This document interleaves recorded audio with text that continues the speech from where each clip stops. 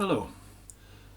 This week I'm working on a bit of the garden out the front of our house that it's been a wee while. I've been trying to get it sorted, so just thought I'd have a wee film, show you what's out there, and then once I get it finished, make another film and show you how it turned out. So I'll show you what it looks like at the moment.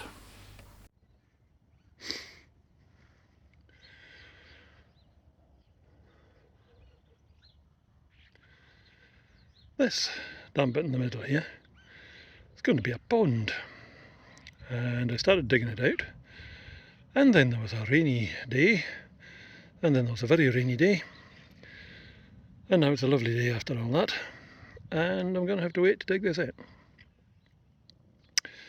You can see a bit of carpet rolled up over there, which I used to lie on top of the grass here and kill that off, get it all nice and ready. And I shall be digging this out later on, and we'll make it into a proper pond with a liner and everything. But as you can see, the ground here's nearly clay enough that I don't need a liner. But we'll best get one, because if I expose my pond to all that lovely soil there, things will grow rapidly in the pond and it'll get all cloudy and horrible. So we won't do that. I've got to dig out the middle here. Then at the far end there I'm going to dig it that bit deeper, so there's a nice deep part which will not freeze solid in the winter.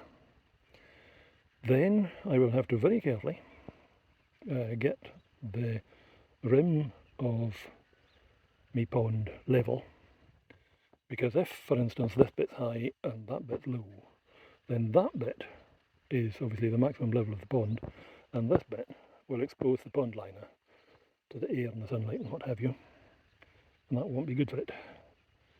So make sure the whole thing's nice and level. And there. And there's a dolphin that's not going to survive because it's where the pond wants to be. But don't want too many dolphins surviving anyway. Now over here is peat. When I was a peaty boy, this is where the peat stack stood. And every year we'd go and get some more peat for the fire, build a new stack, and you'd never notice that there was a centimetre or two of peat mould, as we call it, just the dust lying there, and you built your new stack on top of that. And over 100 years or so, well, that's a fib actually, over 50 years of peat stack and 50 years of midding before that. This is where the lower half of this is where the cow muck went. So I have been using some peat in my garden, but I think I'm allowed because I was just carving this away. I'll need to put up a wall on that now because that's wearing away with the action of the rain and beasties. So we'll do that. There's some more carpet that's been keeping me grass down, and some heather over there. Now that heather's looking nice and healthy. That's a good 10 or 15 years of growth there. Started off as small plants that we bought at the garden centre, and that one's a nice clump forming one. This is a nice spreading one. Yeah, doing nicely. It'll be nice. This bit will get closed off, and it'll be that's a big wide bit now for allowing the tractor in to do the work. But that'll get narrowed off to be a human-sized entrance. There's where that last lot of carpet was killing off the grass. So this is going to be a shrubby kind of corner. And then this is going to be an entrance here. And those two pillars are actually field rollers. So that one and that one would have been a pair. There would have been a bit in the middle holding them together, and then both of the ends would have been supported. And that would have been towed behind a horse, flattening out the field, making it easier when you came to harvest time.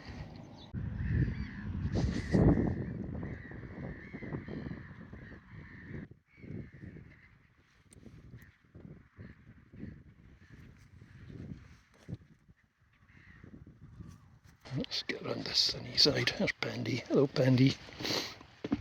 There we go. There we go. They're just sandstone cylinders.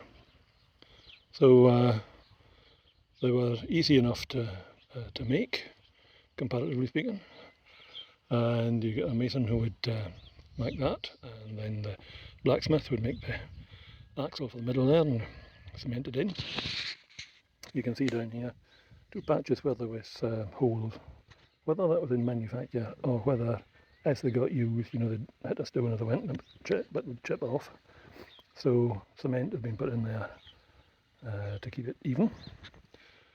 But them being stones, it's not unlikely that they'd crack.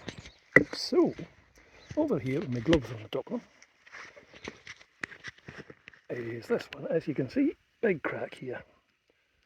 So by the look of this, what's happened is a crack has started here and they've narrowed the diameter, and then you go to the blacksmith, and just like making the rim for a cart wheel, this would have been made just the size to fit and kind of too small, and then you heat it up, put it on, and when it cools down it clamps up a little bit, holds everything nice and tight.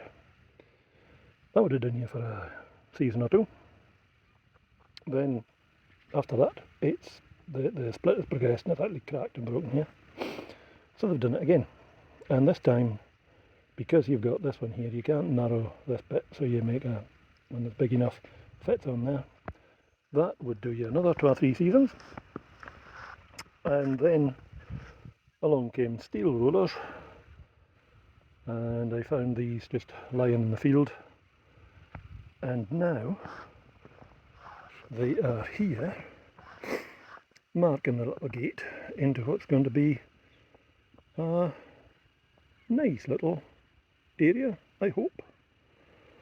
It's taken me a few years to get this far, but I've been concentrating on the other side of the house, so that's my excuse. I'm sticking to it.